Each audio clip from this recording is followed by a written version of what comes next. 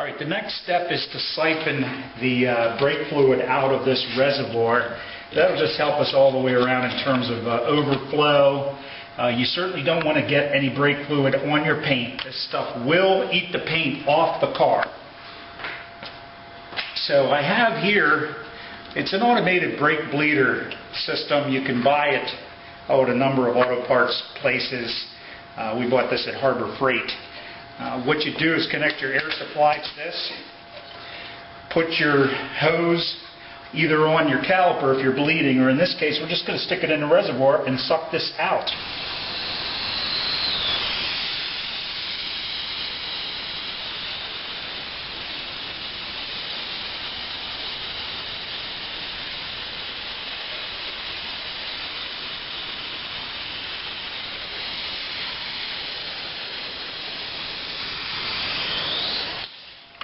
And it's as simple as that. Now, the other thing about doing this is really once in a while you should flush your brake fluid from the system. This car probably wasn't flushed for a while. We ran it at the track. Consequently, the master cylinder is now gone. The seals are probably out.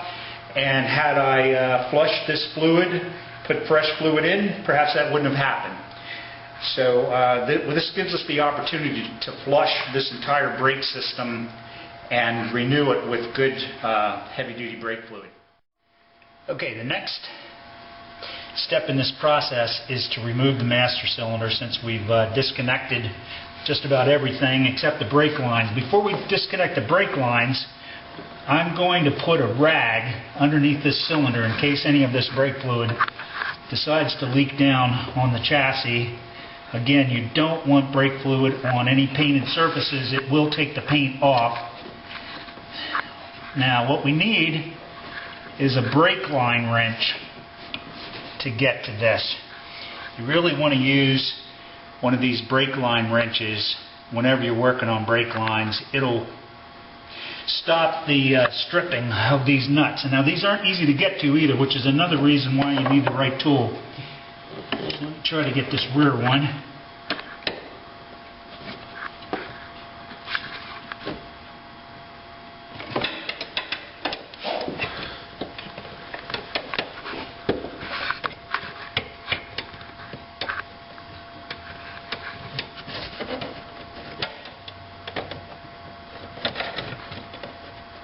Alright, that's loose in the front.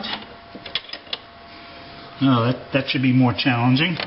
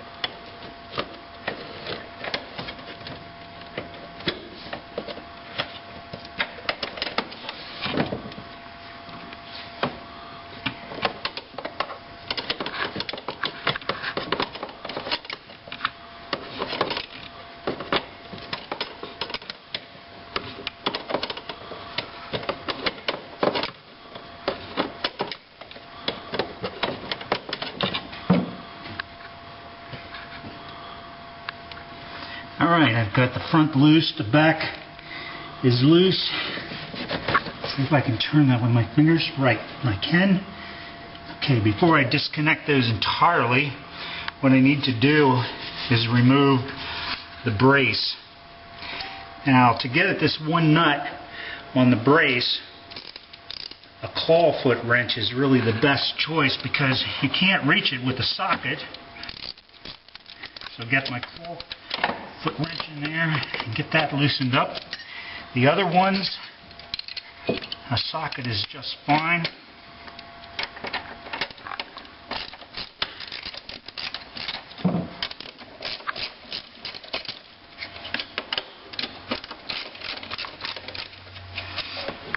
Okay, and we have a small washer, flat washer on each one of these.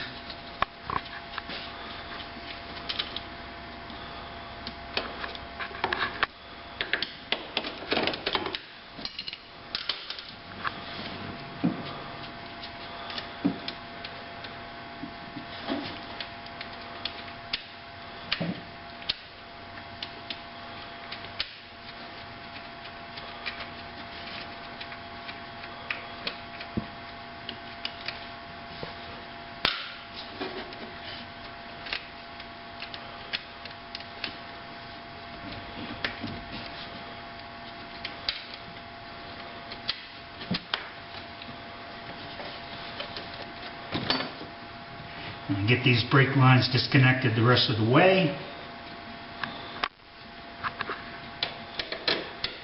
There's one.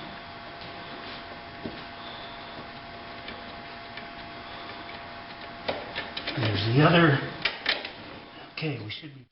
Alright, I missed one bolt that's braced on the front. We have to remove this bolt in order to totally release this master cylinder.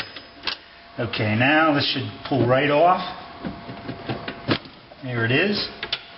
And first we need to pull the front, and then we can feed it out through from the back to the front, watching your brake lines as you do. Those need to be put aside. Alright, this needs to come out with a slight bit of a twist to clear the linkage from the bottom. And once we remove our overflow, everything should pull out.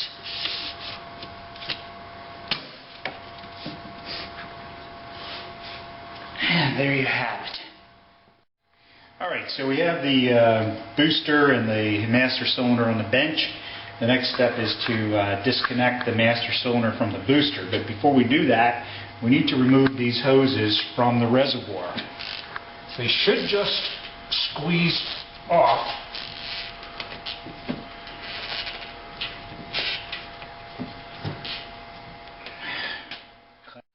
Alright, after some cussing, pulling, we finally released these hoses from the reservoir. The next step is to take the hoses out of the master cylinder grommets, which is another exercise in futility, pretty much. Alright, so after some more cussing and swearing, we finally pulled the supply lines out of the rubber grommets in the master cylinder. These need to be pulled out first because they expand, and it's nearly impossible to pull these rubber grommets out without these supply lines being removed. We don't need these rubber grommets. We have new grommets on the new master cylinder. But what we do need to do is split this master cylinder from the brake booster. So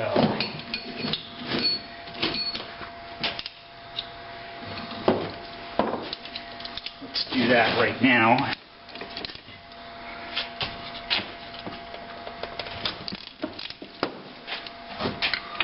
And we can't get at that. What do we need?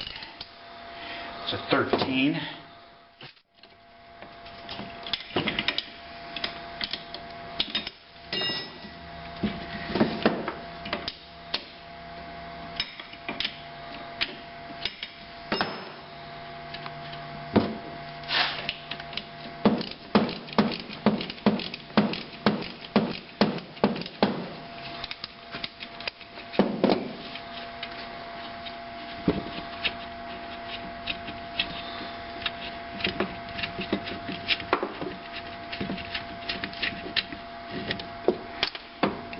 All right.